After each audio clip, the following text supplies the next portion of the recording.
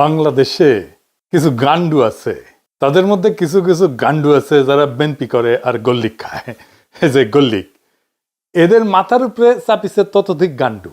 এই গান্ডুগুলা পাবলিকের শান্টিং খায়, চান্দাবাজি আর ধান্দাবাজি করতে যায়, আর সেই রাগ ঝাড়ে আমার উপরে। ভাবতে এমন আমি তাদের ক্ষমতার বাড়া ভাতে ছাই দিছি। শোনেন ভাইজানেরা, ক্ষমতা ছেলের হাতের মোয়া না যে চাইলেই পাওয়া যায়। দিল্লি হনুজ দুরস্ত, আগে যান ক্ষমতার, তারপর কোয়েন যে আসিছি। যেই দলের নেতা কর্মীরা চান্দাবাজি কইরা টাকা কামায় আর চান্দাবাজি করতে না পারলে পেটে ভাত জোটে না, তারা আমার পেজে এসে লেদান, লজ্জা লাগে না? তারপরে আওয়ামী লীগের সাথে দল বেঁধে এসে লেদান। আমি কই নাই যে আপনারা চান্দা তুলে খান, আপনাদের দলের নেতাই কইছে। এই যে শুনেন, শান্টু শান্টু আপনাদের শান্টু মেরে দিছে, শুনেন। দল ক্ষমতা মেরেলে কিচ্ছু পাবেন না। এই কয়দিনে যা হয়েছে, গত এক বছরে ছোট ছোট চান্দাবাজি যা হয়েছে, এটা আমি হইতে দিছি। আমি কেন হইতে দিছি? এই জন্য দিছি যে 17 বছর আমার নেতা করবে কিছু খায় নাই।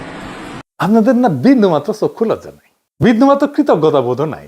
যে পাতে খান সে পাতে হাগেন। 1975 15ই আগস্টে মুজিবরে ফুটা না করলে আপনাদের দলের জন্মই হইতো না। সেই 15ই আগস্টের বিপ্লবীদের বাঁচান নাই আপনারা। হাসিনা মামলা শুরু করেছিল, শেষ করতে পারেনি। আপনাদের টাইমে এসে জেলে রেখে দিচ্ছেন তাদের, যেন পরের টার্মে এসে ফাঁসি দিতে পারে, তাই করেছে। যে জামাত ছাড়া 2002 সালের নির্বাচনে ভূমিধ্বস বিজয় পাইতেন না, সেই বিএনপি আজকে জামাতের বিরুদ্ধে কামান দেখিচ্ছে। খামান জামাত নাকি স্বাধীনতা বিরোধী, রাজাকার, আল বদর।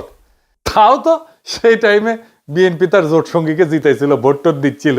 এই টাইমে জোট সঙ্গীকে ভোট টোট দিবে না। যে সমস্ত জোট সঙ্গীকে তারা নমিনেশন দিচ্ছে, তাদের তো এলাকায় ঢুকতে দিচ্ছে না। জোনায়েত শাকের বিরুদ্ধে দেখেন ঝাড়ু মিছিল করছে।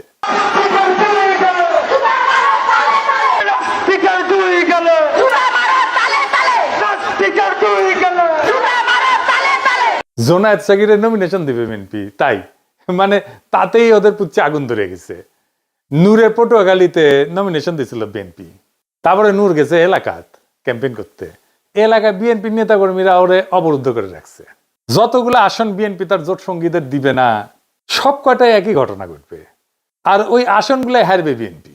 যাই হোক, যেটা নিয়ে আলাপ শুরু করবো কইছিলাম, কি ঘটিছে গত পরশু সেটা নিয়ে কথা বলি। কেন ওয়াকারের চোখে অশনি সংকেত দেখেছি আমি পরশুর ঘটনা, ক্যান্টনমেন্টে যেটা ঘটেছে। ঢাকা ক্যান্টনমেন্ট থেকে 46 ব্রিগেডের 8টা এপিসি মুভ করে জিয়া কলোনি থেকে বাইর হয় 11ই অক্টোবর রাতে 1:30 থেকে 2টার মধ্যে ঘটনাটা ঘটে। 4টা বাইর হয় আর 4টা বাইরে থেকে ভিতরে ঢোকে। এপিসি মানে জানেন তো, আর্মার্ড পার্সোনাল ক্যারিয়ারে, যে এটা এইগুলা এক একটা এপিসির সাথে 2টা করে জিপ বোঝাই সৈন্য ছিল। তার মানে একটা সময় 8টা এপিসি আর 16টা জিপ মুভ করেছে সিভিলিয়ান এলাকায় ক্যান্টনমেন্ট থেকে বাইর হয়ে। শুধু এইটা না, একই সাথে এয়ার ডিফেন্স আর্টিলারির সামনে ট্রুপস ডিপ্লয় করা হয়েছিল। জড়ো হয়েছিল ট্রুপস, কি কামে আর্মি জানে। 2 নাম্বার, আর্মি চিফের বাসার সামনে এক্সট্রা ট্রুপ ডিপ্লয় করা হয়েছিল, স্বাভাবিকের চাইতে বেশি। কেন আর্মি জানে। 3 নাম্বার, ক্যান্টনমেন্টের রাস্তায় যে ব্যারিকেড থাকে না, দেখেছেন তো যাওয়ার সময় ব্যারিকেড থাকে, ও ব্যারিকেড গুলো সরাই ফেলা হয়েছিল। ব্যারিকেড সরানোর মানে হইতেছে যেন দ্রুত ট্রুপস এবং যানবাহন মুভ করতে পারে। এটা ছাড়া তো আর কোনো কারণ নাই। আমি এটা যেভাবেই হোক খুব অথেন্টিক সোর্স থেকে জানিছি, এটা লাইভ করি, এবং আমি আশঙ্কা করি যে এটা একটা কু অ্যাটেম্প হইতে পারে। কেন এটা কু অ্যাটেম্প হইতে পারে? এটা 111 যে হইতে পারে, এটা তো বিএনপির মির্জা ফখরুল বহুবার বলছে। এই যে দেখেন পত্রিকাত বাড়িছে, এইটা সাহেব শুনে দেন নিজের মুখে কি কইছে। আমি সব কথা সব জায়গায় খুলে বলা যায় না, কিন্তু আমি আশঙ্কা করি যে আমরা যদি ঐক্যবদ্ধ না থাকি, আমরা যদি সতর্ক না থাকি, তাহলে কিন্তু 1-11 মতো ঘটনা ঘটা এখানে অস্বাভাবিক কিছু নয়। 111 তো কুই ছিল নাকি? তো নিজের দলের নেতা 111 এর কথা কয়, আর আর্মি কুয়ের সম্ভাবনার কথা কইলে বিএনপির লোকেরা হাসাহাসি করে। মানে কই যায়। তা আমি এটা নিয়ে একটা লাইভ করি, কই যে এটা কুয়ের একটা প্রচেষ্টা হইতে পারে। আর রাস্তায় নেমে আসতে বলি ছাত্রদেরকে, যদি রাস্তায় এপিসি নামায়। যাইবার কিছুক্ষণের মধ্যে আমরা জানানো হয় যে সোর্সেই হোক যে এটা একটা রুটিন এক্সারসাইজ, এবং আমি সাথে সাথে ব্যাখ্যা করে পোস্ট দিচ্ছি এই যে এইটা। তারপরে তো শুরু হইলো ট্রল, একজন এক এক কথা কয়। ইন্টারেস্টিং হইতেছে, যেমন কেউ কেউ কইতেছে আমারটাকে লোক আসে নাই, যদিও আমি ব্যাখ্যা করে দিছি যে এটা আর্মি থেকে জানানো হয়েছে যে এটা রুটিন, এটা এক্সারসাইজ, রোটেশন হইতেছে। তো কয় যে আমারটাকে লোক আসে নাই, তো ভালো কথা। আবার একই লোক আমারে কয় যে আমি মবস্টার, তা আমার কথায় যদি লোক না আসে তাহলে আমি মব কেমনে তৈরি করি? আর আমি যদি মবই তৈরি করি তাহলে আমার ডাকে লোক আসবে না, এটা কেমনে হয়? হ্যাঁ, আমার ডাকে লোক আসে নাকি আসে না সেটা তো প্রমাণ হবে রাজনৈতিক লড়াইয়ের মাঠে। আমি তো রাজনৈতিক দল করি না, আমার কোনো দল নাই। যাদের দল আছে তাদের ডাকে কেমন লোক আসে ওটা আমরা দেখেছি, ওই ওই অ্যাডম আমরা দেখেছি গত 17 বছর। খালেদা জিয়ার বাড়ির সামনে বালু ট্রাক সরানোর লোক পাওয়া যায় নাই। হ্যাঁ, আর এখন হ্যাডমের একেবারে হারকিউলিস হয়ে গেছে, অফিসের সামনে কর্মীর চাইতে পুলিশ বেশি থাকতো, দেখেছেন? সাধারণ মানুষকে রাজনৈতিক কর্মসূচিতে সম্পৃক্ত করার, আকৃষ্ট করার ক্ষমতা একজন রাজনৈতিক দলের বাইরের ব্যক্তি হিসেবে খুব অল্প কয়েকজন মানুষের আছে। খোদা তাআলার কৃপায় তার মধ্যে তালিকার নিচের দিকে হইলেও আমার নামটা থাকবে, একদম শেষ দিকে হইলেও থাকবে। কতদিন থাকবে জানি না, যতদিন সাধারণ মানুষের কথা বলবো ততদিন তো থাকবে, আশা করা যায়। আর ওই শক্তি যখন মাঠে দেখাবো তখন ওই ঠাপের ব্যথা 1 সপ্তাহ যাবে না, কলে কয়ে দিচ্ছি সব জাউরাগুলোকে। যাই হোক, এখন আসেন দেখি কু করতে কত সেনা লাগে। মুজিবরে ফুটা করতে সাকুল্যে 300 সোলজার গেছিল, জিয়াকে হত্যা করতে গেছিল মাত্র 40 জনের একটা দল।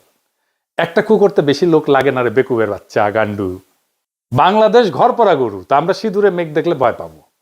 8টা এপিসি আর 16 জিপ সৈনিক যে কোনো দুর্ঘটনা ঘটানোর জন্য যথেষ্ট। নিজেদের একটা নৌবহর শান্তির সময় এক জায়গা থেকে অন্য জায়গায় গেলে শত্রু দেশকে ইনফর্ম করে সেনাবাহিনী, সিভিল প্রশাসনকে না জানায় এই গভীর রাতে এপিসির মুভমেন্ট, এটা কোনোভাবেই গ্রহণযোগ্য না। সোজা কথা, ফুল স্টপ। আমার আশঙ্কা যে এটা ওয়াকার একটা পরীক্ষা করেছে যে আমরা কেমন রিয়াক্ট করি। গান্ডুদের আফসোস যে এটা কেন পিনাকে আগে জানলো, তারা কেন জানলো না আগে? আগে জানবো কেমনে রে বেকুবের বাচ্চা, তোরা তো নিজের দলের নেতাকেই রক্ষা করতে পারিস, তোরা তো ঘুমেছিল যখন জিয়াউর রহমানকে খুন করে, হত্যা করে। চট্টগ্রাম ক্যান্টনমেন্ট থেকে ওই চট্টগ্রাম সার্কিট হাউস, এটা 10-11 মাইল না 12 মাইলের মতো না? এই 12 মাইল আসলো একটা গ্রুপ সন্দেহজনক ইয়েতে, কেউ খেয়াল করলো না। এই তো হইতেছে ইন্টেলিজেন্স। তো ঘুমেছিল কে তোরা? তো তো জায়গায় থাকলে কবার পারলুনি যে আমরা যাচ্ছি বাঁচানোর জন্য, যাচ্ছি আমাদের প্রেসিডেন্টকে? পারিস নাই তো। সজাগ থাকলে তো করবো, তো ঘুমাস তো, নাক ডেকে ঘুমাস। তা ঘুমানোর সময় আবার নাকও ডাকে তোকে। এডিটর সাহেব, নাক ডাকার একটা সাউন্ড দেন, ক্যাঙ্কা নাক ডাকে বিএনপির লোকগুলো, সেটা দেখিয়ে না। কেউ কেউ কইতেছে, আমি আরো কেন কনফার্ম হইলাম না, আর আমার কাছে তো রিয়েল টাইম তথ্য আছে সিভিল প্রশাসনের শীর্ষ পর্যায় থেকে। 46 ব্রিগেডের ব্রিগেড কমান্ডার মফিজুলের ফোনে 1000টা ফোন করা হয়েছে নানা মানুষকে দিয়া, আর মফিজ মিয়া ফোন ধরে না। তো আপনার কি মনে হয় যে সে ঘুমাইতেছিল? মোটেই না, ইচ্ছা করে ফোন ধরে না। এই সময় কি করা যায়, কি করা উচিত? চুপ করে বসে থাকা, কনফার্ম করা, আর কি করে ফেলবো? এই প্রসঙ্গে কর্নেল মোস্তাফিজের বক্তব্য শুনি, কি কইছে। পিনাকি তাকে দেখছেন না একটা লাইভ করতে, যে 46 ব্রিগেডে একটা মুভমেন্ট হয়েছে। হ্যাঁ, this is a routine movement, but এটা প্ল্যান করে এখন নিয়ে আসা হয়েছে। কাদেরকে থামানোর জন্য? যে ছেলেগুলা রাস্তা নামছিল বলার জন্য যে এই যারা গুম খুনের সাথে জড়িত তাদেরকে পুলিশের কাছে হ্যান্ড ওভার করে দিতে হবে, তাদেরকে যেন জেনারেল ওয়াকার বাঁচাইতে না পারে। এটা কভার করার জন্য একটা চিকন বুদ্ধি করছে। মানে আমি এটা কেমনে জানলাম? আমি তো সবসময় এটা নিয়ে অনেকে ফান করে, যারা ওয়াকারের পালিত কিছু কুকুর আছে, কিছু হইলেই আইসা যুক্তিতর্ক বাইর হয়ে যায় আর কি, যেখানে সেখানে আমি লাইভ করি। ওই কুকুরগুলা তখন এই সুযোগটা নিছে আর কি, কুকুরগুলা দিয়া স্প্রেড করা যে সাপও মারলো লাঠি মানে ভাঙলো না, কি যে এই এপিসি মুভমেন্টটা ইচ্ছা করে এই টাইমে করা হয়েছে যেন এটা একটা থ্রেট হয়। সবাই যে গরম হয়েছে, আমি জাস্ট ভারমন্টের দিকে আইসা আলবেনিতে লাঞ্চ করার জন্য রেস্টুরেন্টে উঠছি, সাথে সাথে 4-5 জন আমাকে ফোন করছে যে এই হইতেছে, হোয়াট ইজ দ্য নিউজ। আমি কয়েকজনের কাছে নিউজ দিলাম, তাদেরও কোনো রেসপন্স পেলাম না। অবশ্যই মনে হলো এরকম একটা হলে তো আমার 1-to-1 জানার কথা। হ্যাঁ, গ্যারান্টি। এই যে 46 ব্রিগেডের যে মুভমেন্ট হচ্ছে বিদ্রোহীদের কাছে চলে গেছে, এটি হচ্ছে মেইন জিনিস। এটা থেকে শিক্ষা গ্রহণ করতে হবে আমাদের জেনারেল ওয়াকারুজ্জামান, যে আপনি ইচ্ছা করলে কিছু একটা করলে পার পাবেন না, এবং এটা ভালো মতোই জানেন। বিএনপির গান্ডুগুলারে কই, শহীদ প্রেসিডেন্ট জিয়াউর রহমান ডিফ্যাক্টো এবং ডি জুরো মিলায় ক্ষমতায় ছিলেন 5 বছর 6 মাস 23 দিন। কয়া দিলাম, লিগে রাখেন। এর মধ্যে কু হয়েছে কয়টা জানেন? 19টা। শেষবার কু করছিল 24 ইনফ্যান্ট্রি ডিভিশনের জিওসি মেজর জেনারেল মঞ্জুর, যিনি একসময় জিয়ার অত্যন্ত ঘনিষ্ঠ মিত্র ছিলেন। সেইবার আর উনি সার্ভাইভ করতে পারেন নাই। কয়েক মাস পর পর একটা করে কু হইতো। গোয়েন্দা সংস্থা থেকে কিন্তু জিয়াউর রহমানকে সতর্ক করা হয়েছিল, কর্ণপাত করেননি। অ্যান্থনি ম্যাসকারেনাসের মতে জিয়া ব্যক্তিগতভাবে মঞ্জুরকে গভীর সম্মান করতেন। চট্টগ্রাম ক্যান্টনমেন্টের সৈনিকদের অস্বাভাবিক মুভমেন্টের কথা জিয়াকে জানানো হয়েছিল, কিন্তু উনি গুরুত্ব দেন নাই। সম্ভবত আগের কুগুলা কাউন্টার করতে পেরে কনফিডেন্স বেড়ে গেছিল ওনার। পরের ইতিহাস তো আমাদের জানা। এরশাদের সময়ও কমপক্ষে 7টা কু হয়। রওনক জাহানের এই বই বাংলাদেশ প্রমিজ অ্যান্ড পারফরমেন্স, এইটাতে 7টা কুয়ের কথা বলা আছে। 11-তে তো আবার কু হয়। বিএনপি সরকারের ইয়াজউদ্দিনের ক্ষমতা কেড়ে নেওয়া হয়, সে তত্ত্বাবধায়ক সরকারের প্রধান ছিল। যেই দলের প্রতিষ্ঠাতা প্রধান আর্মি চিফ হয়ে জীবন হারাইলেন, নিজেদের অসংখ্য কর্মী 15 বছর জীবন দিলেন, তারা কুনিয়া সতর্কনা থেকে গুজব বইলা উড়াই দিয়া খুব রাজনৈতিক প্রজ্ঞা দেখাইতেছে, যেন বা তাদের কোনোদিন কিছু হয় নাই। বিএনপি কুয়ের ফলে শুধু প্রতিষ্ঠাতার জীবনই হারায় নাই, 2-3 বার ক্ষমতা হারাইছে। প্রেসিডেন্ট সাত্তার নির্বাচিত সরকার ছিল, তারে কু করে কে হটাইছে? এরশাদ হটাইছে। তোরে বিএনপি সরকার কুয়ের মাধ্যমে তো হটাইছে। আব্দুর রহমান বিশ্বাসের সময় কু করার চেষ্টা করছিল জেনারেল নাসিম। 2007 সালে জেনারেল নাসিমকে তো ভালোবেসে বিএনপি তারে আর্মি চিফ বানাইছিল। তো তারপরে তারেক রহমানকে দইরা নির্যাতন করছে কে? আর্মি করছে তো নাকি? এই আর্মিরাই তো ম্যাডামকে মনিলরের বাড়ি থেকে বের করে ওই বাড়ি মাটির সাথে মিশিয়ে দিছে। 111-এর কু কইরা বিএনপির প্রেসিডেন্ট ইয়াজউদ্দিনকে হটাইলো না তত্ত্বাবধায়ক সরকারের প্রধানের পদ থেকে। এশিয়ানের সেনাবাহিনী চাইছে, দেখলো না পিলখানা তাদের সহকর্মীদের প্রাণ দেয়াকে? কারণ ইন্ডিয়া কইছিল পিলখানা অভিযান করলে ইন্ডিয়ান আর্মি বাংলাদেশে মার্চ করবে, ঢুকে দেবে। কোনোদিন জিজ্ঞেস করে নাই ইন্ডিয়াকে যে পিলখানায় আমি অভিযান চালাইলে তুমি আমার দেশে মার্চ করার কে? এই সেনাবাহিনীর ক্যান্টনমেন্টের ভিতরে আয়নাঘর হইল। এই সেনাবাহিনী 2024-এর জুলাই আগস্টে গুলি চালাইলো, ছাত্র জনতা মারলো, আশ্রয় দিল আওয়ামী লীগ আর পুলিশের দুর্বৃত্তদের, পালাই যাইতে দিল নিজের বাহিনীর দুর্বৃত্ত জেনারেলদের, এমনকি আওয়ামী লীগের নেতাদেরকেও। এরপরে এদের শিক্ষা হয় না। কি প্রগাঢ় বিশ্বাস এদের এই জেনারেলদের প্রতি। আর একটা জিনিস বিএনপির গান্ডু ছাপরি বুদ্ধিজীবীদের জানায় দিই, ওরা জানে না কি সেটা। আসেন এটা দেখি। বিএনপি সরকারও তো ভারত 2007 সালে জানুয়ারি না, তার 2.5 বছর আগে 2004 সালে সেপ্টেম্বরে কু করে ফেলাই দিয়ে হাসিনাকে ক্ষমতা বসাই তো আজীবনের জন্য। এর জন্যই তখন বাংলাদেশে একের পর এক রহস্যজনক জঙ্গি হামলা হওয়া শুরু করে 2004 সাল থেকে। এরপরে রহস্যজনক ভাবে 21শে আগস্ট গ্রেনেড হামলা হওয়ার পর বাংলাদেশ সেনাবাহিনীর প্রাক্তন সেনাপ্রধান এবং আওয়ামী লীগের 1996-2001 সালে সাবেক জ্বালানি মন্ত্রী নুরুদ্দিন খান সেপ্টেম্বর মাসে আমেরিকান রাষ্ট্রদূত হ্যারি কে টমাসের সাথে দেখা করে আমেরিকান সরকারের গ্রিন লাইট চায় কু করার জন্য। কু করার জন্য। এবং এই জন্য সে সেনাবাহিনীর বিভিন্ন কর্মকর্তার সাথে কথা বলে রাখছিল। আমেরিকান রাষ্ট্রদূত এরপর তৎকালীন বিএনপির স্থায়ী কমিটির সদস্য লেফটেন্যান্ট জেনারেল অবসরপ্রাপ্ত মাহবুবুর রহমানের সাথে দেখা করে এবং এই বিষয়টা জানায়। বিস্ময়করভাবে মাহবুবুর রহমান এই ব্যাপারে খুব বিস্ময় প্রকাশ না কইরা রাষ্ট্রদূতকে উত্তর দেয় যে আমেরিকা যদি গ্রিন সিগন্যাল দেয় তাহলে অবশ্যই কু হবে। হ্যাঁ, বিএনপির নেতা সে বলতেছে কু হবে। তিনি তার নিজের দলের প্রধানমন্ত্রী খালেদা জিয়াকে সেই মিটিং এ তুচ্ছতাচ্ছিল্য করে কথা বলে। এই হচ্ছে বিএনপির নিজেদের ভিতরের ঐক্য। আর এবার যদি কইতো তাহলে বিরানি আমলম, কচু খেতি, ওয়াকারের পথবালক কেউ আগায় আসতো না। উল্টা এরা জেনারেল মাহবুবের মতো বিএনপিকে গালিগালাজ করতো। সেই সময় তখন আমেরিকান সরকার কনভিন্স হয় নাই যে বাংলাদেশে ইসলামী জঙ্গির উত্থান ঘটছে। সেই জন্য হ্যারি কে টমাস করতে গ্রিন লাইট দিতে অস্বীকার করে। এইটা কেমনে জানলাম আমি? সে হ্যারি কে টমাস এই ঘটনার বিস্তারিত বিবরণ 2004 সালের 16 সেপ্টেম্বর তার নিজের বস আমেরিকার পররাষ্ট্রমন্ত্রীর কাছে একটা সিক্রেট কেবল টেলিগ্রাম করে পাঠায়। সিক্রেট টেলিগ্রাম আমি কেমনে পেলাম? এটা উইকিলিক করে দিছে। এই টেলিগ্রামটা উইকিলিক্সের অন্য সব দলিলের সাথে প্রকাশ করা হয়েছিল। এখানেও আছে, দেখেন এডিটর সাহেব দেখেন। গান্ডু মূর্খ সদা বিএনপির ছাত্রী বুদ্ধিজীবী পড়িস সেগুলা। এরপরের ইতিহাস তো সবার জানা।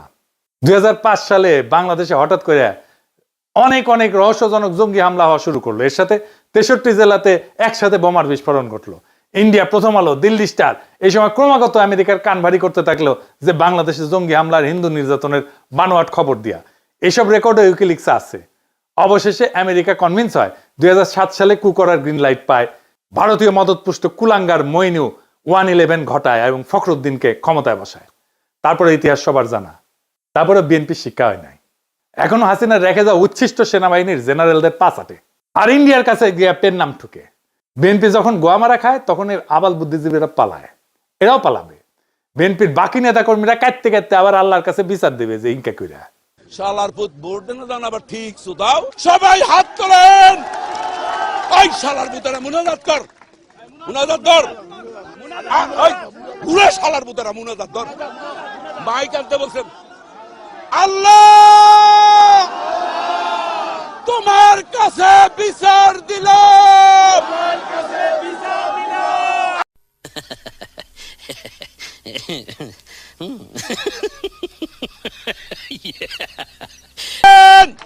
আল্লাহর কাছে ওই শালার বুতারা ধর শালার বুতারা আরে বাড়াই দাও হয় না আল্লাহর কাছে বিচার রইল ও ভাই স্লোগান দেন না এবং স্লোগান দিবি মেলাম এবং এই রকম বিচার আল্লাহ সহ্য করবে না যার ওই তুমি ঠিক দাও কেন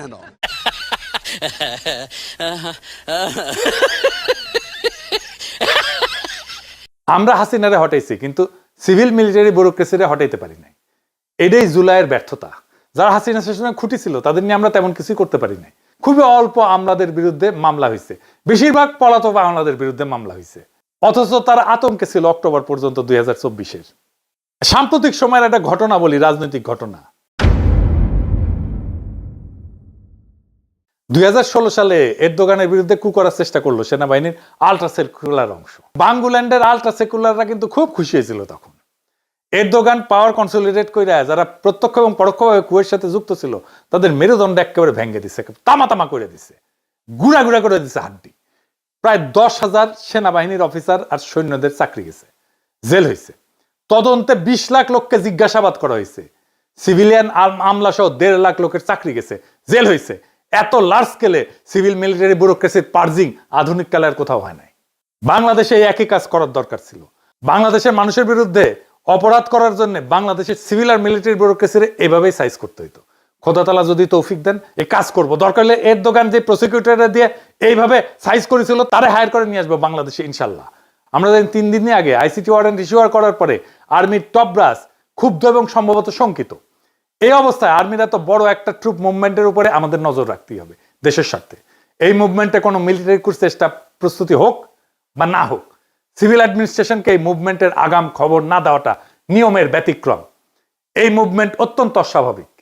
যদি হঠাৎ দেখি যে একটা মিলিটারি কু শুরু হইতে চলতেছে, আমরা আমাদের সাধ্যমতো সেই কুকে ঠেকানোর চেষ্টা করব দেশের সাধারণ মানুষের সম্মিলিত শক্তি দিয়া। পারি না পারি অন্য কথা, বড়সড় কিছু ঘটার আগেই প্রিএমটিভ মেজার হিসাবে যা যা পদক্ষেপ নেওয়ার তা নিব। আপনারা এইটা বুঝে দেখেন কিভাবে আওয়ামী লীগ, বাকশালী আর বিএনপি আর কচু খেতি ওয়াকারের পদ ভালো একই সাথে আমার পিছে লাগে, একই সাথে। তার মানে এদের একটা ঐক্য আছে। ইন্ডিয়া, বাকশালী, আওয়ামী লীগ, ওয়াকারের পদ বালক, এরা সব এক গোয়ালের গরু। আমাদের ছাত্র জনতা জুলাই বিপ্লব করে হাসিনার ফ্যাসিস্ট শাসনের পতন ঘটাইছে। মনে রাখবেন, আমাদের ক্ষমতা আছে কু ব্যর্থ করার। আমরা নিশ্চিত আমরা যারা সবাই জুলাই বিপ্লবকে অন করি, আমাদের দায়িত্ব হবে যদি আদৌ তেমন কোনো ষড়যন্ত্র হয়ে থাকে এবং ভবিষ্যতে কখনো কুয়ের পরিকল্পনা হয়ে থাকে, তার বিরুদ্ধে সর্বশক্তি দিয়া রুখে দাঁড়ায় সেটাকে ব্যর্থ করে দেওয়া। এই কু ব্যর্থ করার লড়াইও হবে আমাদের বিপ্লবের অংশ। এই বিপ্লবকে রক্ষা করার দায়িত্ব আমাদের সবার। ইনকিলাব জিন্দাবাদ।